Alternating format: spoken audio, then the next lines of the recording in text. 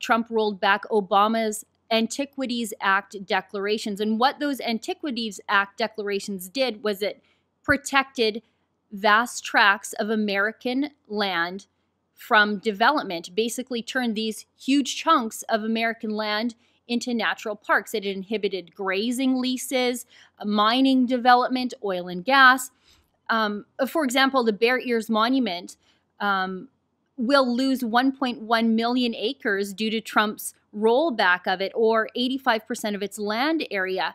And what this will do is open up this land to development or not. What it really does is it turns the land back to the states that it belongs to, so that the states can decide whether or not to develop it or to protect it, which is how it's supposed to be. And in Canada, we're seeing the opposite. In Alberta, for example, we see Rachel Notley creating these provincial parks out of thin air, kicking the traditional users of the land off it so that she can keep development and land use out of those areas, just the natural parkification of the entire province. And I think you see some of that happening in BC.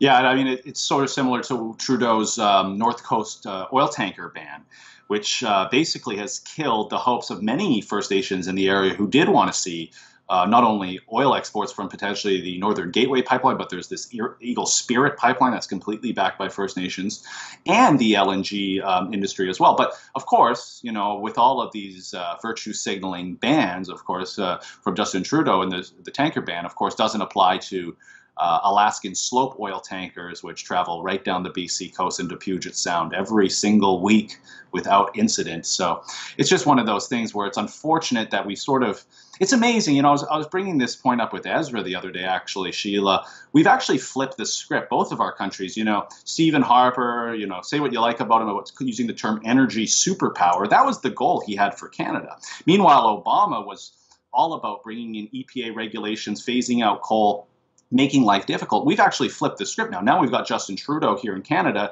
and he's bringing that Obama-era war on natural gas and fossil fuels and natural resources up north. And we've got Donald Trump taking the approach that we just need to, that he wants to unbridle America's potential.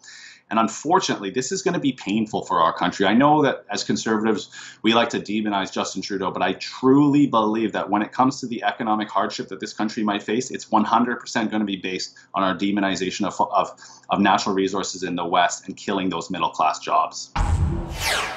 That's an excerpt from my weekly full-length show, The Gunn Show. On my show, I take on the issues of the day through my Alberta conservative lens, and I talk to the real newsmakers the mainstream media ignores. To get access to my show and all of our other premium content, click the link on the screen to subscribe today.